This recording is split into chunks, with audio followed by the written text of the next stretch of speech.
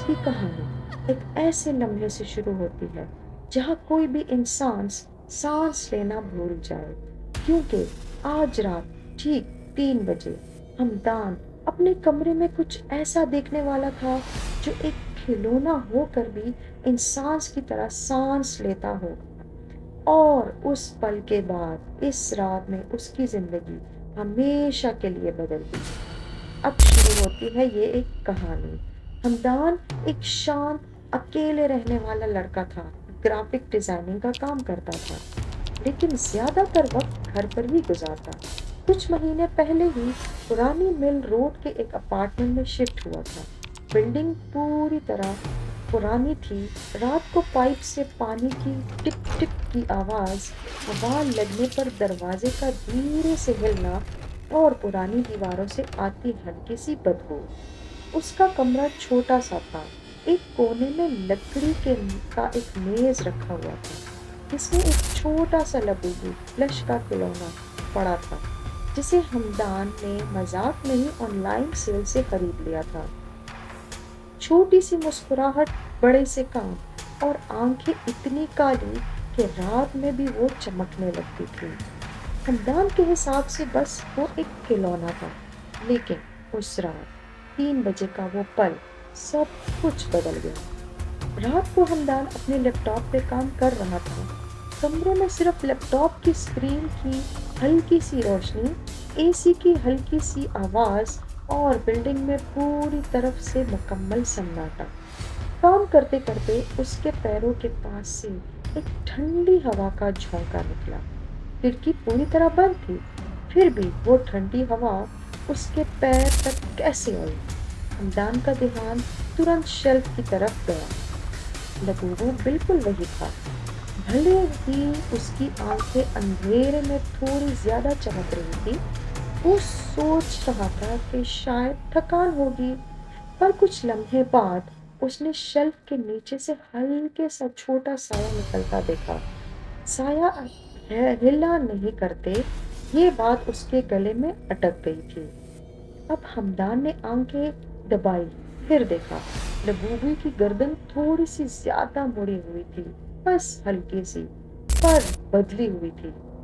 اس کا سینہ ہلکے گھبراہٹ سے بھرنے لگا۔ وہ چلتا ہوا شیلف کے پاس گیا، ٹوئے کو اٹھایا، ہاتھ میں بالکل نارمل سافٹ فر، کوئی گرمی، کوئی حرکت نہیں۔ وہ واپس لیپ ٹاپ پر آ کر بیٹھ گیا۔ اس کا من اب شانت نہیں تھا۔ قریب 10 منٹ بعد پھر سے وہ ٹھنڈی ہوا، اس بار اور زیادہ ٹھنڈی، جیسے کوئی چیز زمین پر چل رہی ہو۔ ہمدان نے پیچھے مڑ کر دیکھا، لبوبو اب شیلف پر نہیں تھا، وہ میز پر پڑا تھا، جیسے کچھ دیر پہلے اسے کسی نے شیلف سے اٹھایا ہی نہیں تھا۔ اس کے ہاتھ سے ماؤس سلپ ہونے لگا۔ سمجھ نہیں آئی کہ یہ کیا ہو رہا ہے۔ اس نے ترنت شیلف کی طرف دیکھا، لبوبو پھر واپس شیلف پر تھا، جیسے کوئی اسے اٹھا کر واپس رکھ گیا ہو۔ بیچ کے لمحے بنا کسی آدمی کے، خوف اس کے اندر برف کی طرح پھیل گیا تھا۔ ہمدان نے ہمت کر کے لبوبو کو اٹھایا اور اسے ڈسٹ بن میں پھینک دیا۔ روم کی ساری لائٹس آن کر دی۔ تھوڑی دیر کے لیے سب نارمل لگ رہا تھا، پر ہوا اب بھی ٹھنڈی تھی۔ تبھی کچن کی طرف سے ایک سکر سکر جیسی اسکریچنگ ساؤنڈ آئی۔ پرانی بلڈنگ میں چوہا عام تھا، پر یہ ساؤنڈ چوہے جیسی نہیں تھی، جیسے کوئی ہلکا سا آبجیکٹ فرش پر گھس رہا ہو۔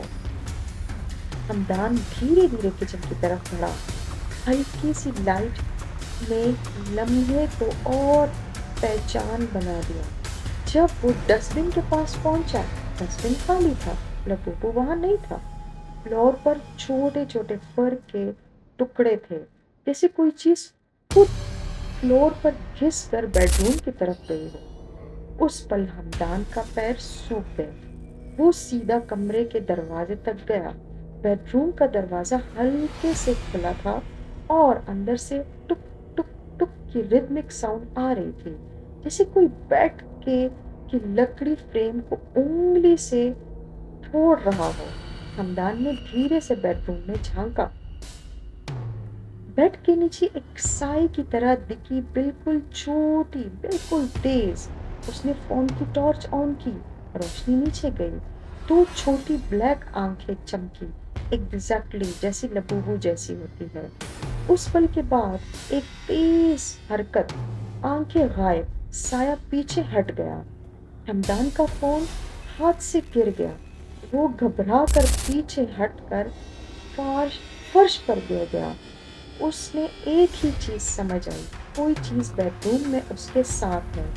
वो सीधा लिविंग रूम की तरफ भागा, पर जैसे ही बेडरूम छोड़ा तो दरवाजा धीरे से क्लिक करके बंद हो गया। बिना हवा के, बिना किसी के, सीधा बंद। हमदान ने पूरी रात लाइट ऑन रखी और काउच के ऊपर बैठे बैठे रात गुजार दी। कोई आवाज नहीं, कोई हरकत नहीं, जैसे कोई चीज उसे देख रही हो। सुबह के 6 बज रहे थे। सूरज की रोशनी कमरे में घुसी। हमदान ने हिम्मत करके बेडरूम का दरवाजा खोला। रूम बिल्कुल नॉर्मल था, कोई फर नहीं, कोई स्क्रैच नहीं।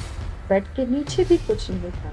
सिर्फ एक चीज बदली थी, लबूबू वापस शेल्फ के बीच में बैठा हुआ था। उसकी वो मुस्कुराहट और ज्यादा थी।